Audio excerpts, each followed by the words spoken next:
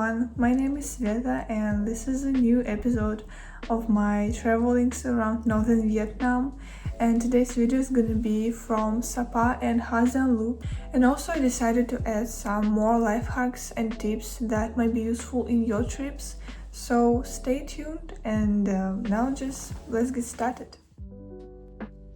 We got to Sapa from Hanoi by sleeper bus, and I have to say it was way comfortable than I expected. Sapa is a small mountain town in northern Vietnam surrounded by beautiful hills, and some part of the town actually reminded me a little European village. And since we had a free evening before our trek, we decided to walk to Cat village. It's only about 20 minutes from the town center and it's definitely made for tourists, but we still had a great time there.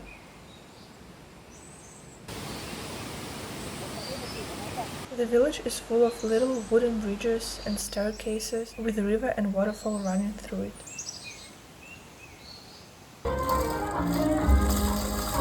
And also there were little stalls and traditional show and a lot of things to see along the way.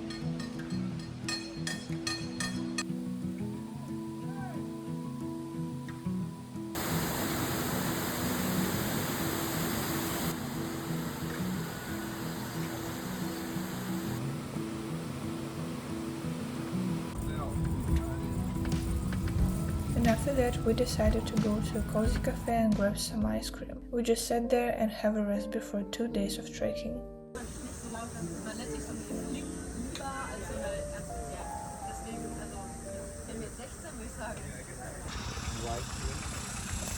So we are going to your village. On the first day of trek, we met our local guides and the rest of the group, and there were only 4 of us, and we got really lucky because everyone was super friendly and easy to get along with.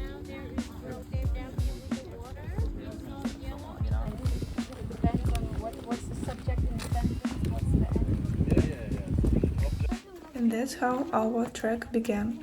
We spent the day walking through endless rice terraces and watching local farmers work in their fields. Our guides told us a lot about how people grow and harvest rice here, which made the whole experience even more interesting. Like 10 people coming to help only one day. But when you are alone, slowly. Then you need to take long time next year. And how long does it have to dry? We stopped a few times to take a break and enjoy the views, and at one point our guys gave us these little sweet handmade gifts.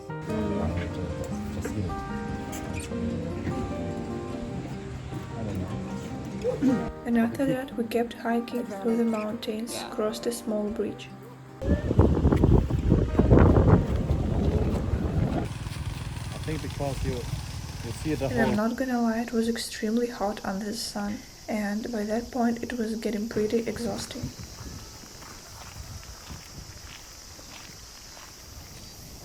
But soon we stopped for lunch and later had to cross a little river, which honestly made me feel like I was in an Indiana Jones movie. But luckily our guides helped us and we made it successfully.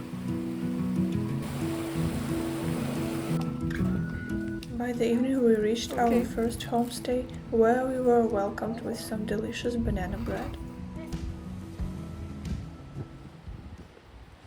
And after taking a quick shower and having a rest, we decided to explore the village instead of staying inside. And accidentally we found this lovely little cafe, grabbed some coffee and somehow ended up teaching our new friends how to play Durak, a popular Russian card game. Oh, and I should take the most The special card. special card. How do you call it this sign? This spades. Oh wait, in Dutch, klaver. Clever. The next morning started with a simple breakfast, and then we set off for the second day of the trek. This part was actually shorter than the first one, but definitely more challenging because there were a lot of uphill sections, and one of my favorite parts was walking through the bamboo forest.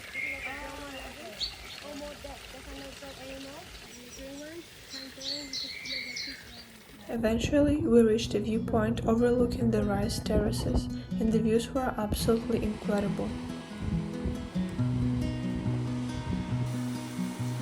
And later we stopped by a waterfall, took a break and cooled off for a while. And some tourists even let me try on a traditional Vietnamese hat, which was such a random but a fun little moment.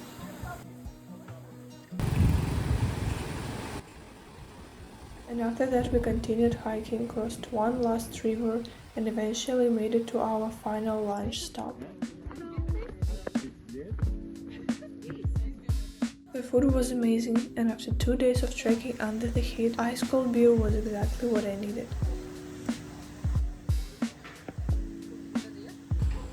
From there, we drove back to Sapa and caught another sleeper bus to Hanoi. I stayed in Hanoi for about a week, and then it was finally time for my next adventure. So that was my trip to Sapa, and honestly, even though I was extremely tired in the end of the trip because of the heat and extremely hot and humid weather, it was a really amazing trip.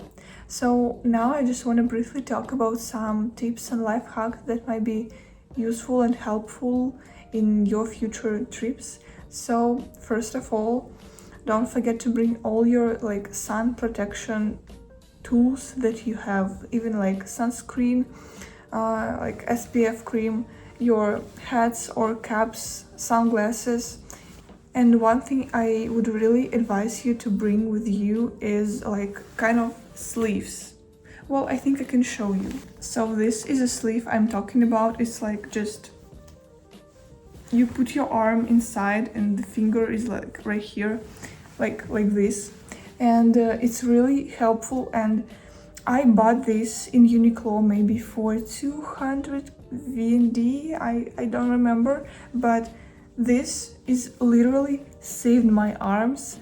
I'm so grateful I bought it, and I would definitely recommend to buy this in Uniqlo, not in a night market or in any other stores, because they're kind of breathable. Also, don't forget to bring some cash, because usually drinks are not included in meals. So if you want to drink some Coke, water, beer or anything, you need to pay for it.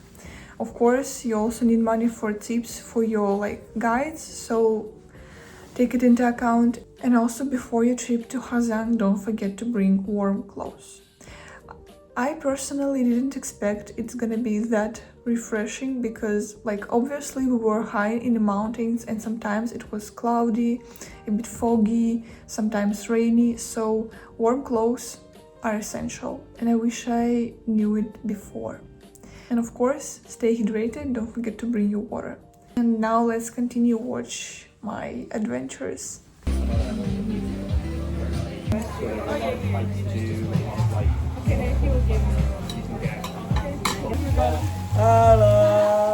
The weather that day wasn't looking great, so we were all given a rain gear before setting off, and then we hopped on our bikes, and then our trip began.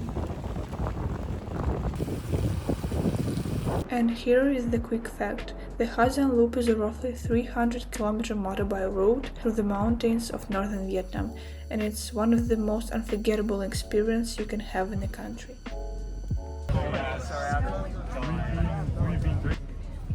And there were a lot of people in our group, but we were split into smaller groups, which made it really easy to get to know everyone. To be honest, we were going pretty fast, and I will admit it was a little scary sometimes, but it was so much fun. Later we visited a small local weaving workshop. They even let me try using one of their waving looms, which was much harder than it looks. After workshop and lunch, we continued driving to the pine forest.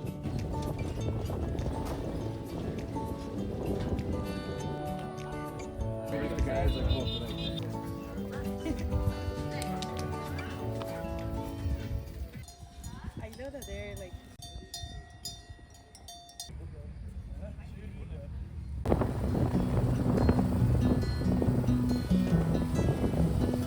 And by the evening we finally reached our first hostel. The very first thing we did was jump into the pool to cool off after a long day on the road.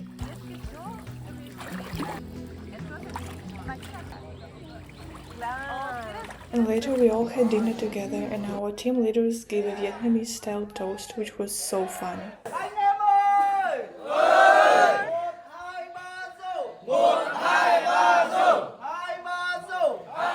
And the night ended with karaoke, and it was the best way to finish the first day.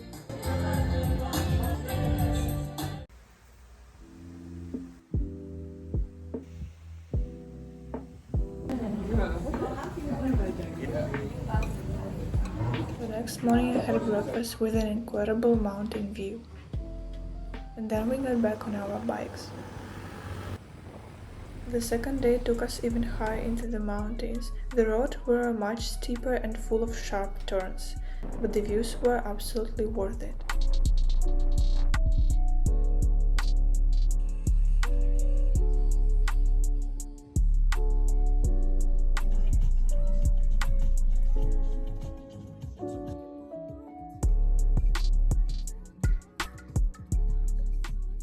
And after a quick break, we headed to the viewpoint with the Vietnamese flag.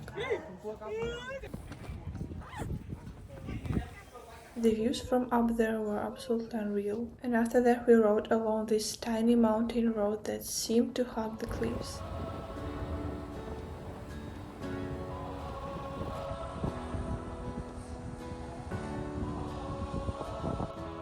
And then our guides told us that we could see the China border in the distance.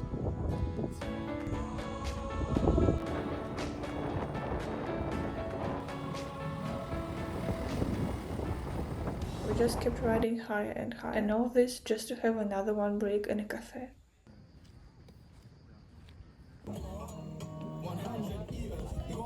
And the ride down the mountain was probably the scariest part of the whole trip. I might have looked calm on camera, but I was honestly terrified at times. However, the views were still worth it.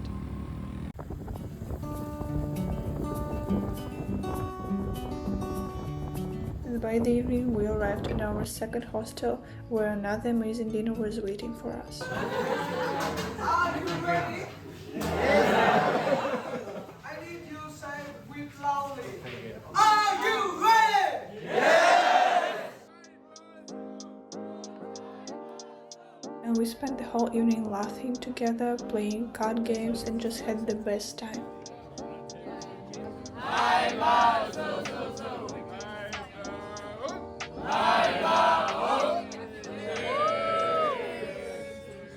Our last day on Ha Giang Loop started with another ride through the mountains. That day was much foggier and cloudier, but somehow that made everything feel even more special.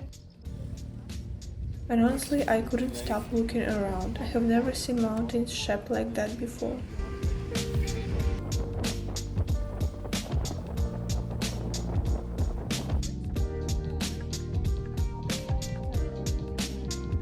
And a little later we found a cool rock to sit on and just enjoy the view for a while before continuing our ride.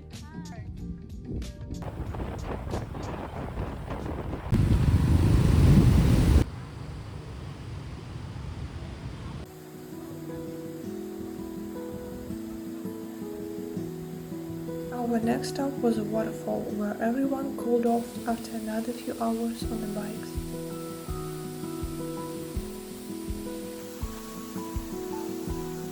Some people from our group went for a swim, but I was just relaxing by the water.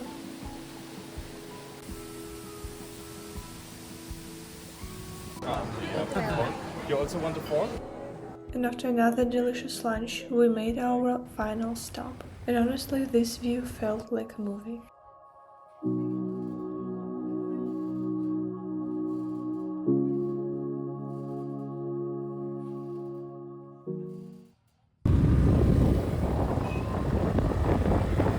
And finally, we made it back to Ha Giang. And that same evening, I was back in Hanoi and I grabbed some fresh fruits from 7-Eleven, found a spot by Ha Giang Lake and just sat there for a while thinking about everything that I had experienced over the past few days. And I felt so happy, grateful and proud of myself.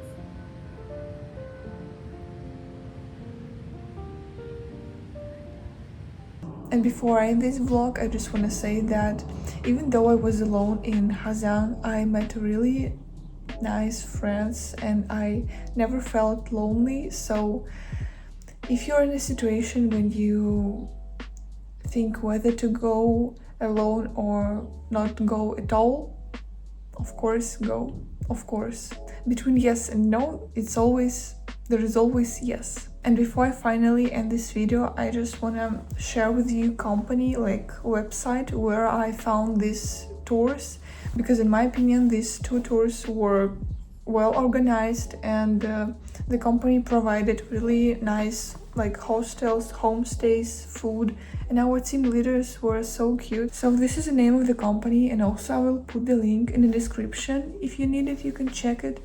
One thing that surprised me a lot was that in the end of our Ha Giang Loop trip, they gave us free t-shirts, and it was kind of nice, and it's like the best thing that you can bring from the tour.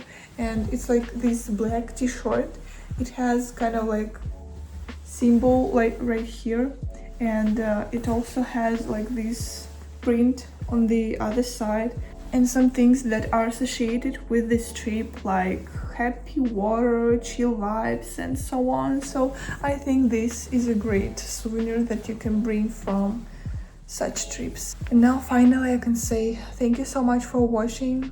I hope you enjoyed this video, and see you in my next video. Bye.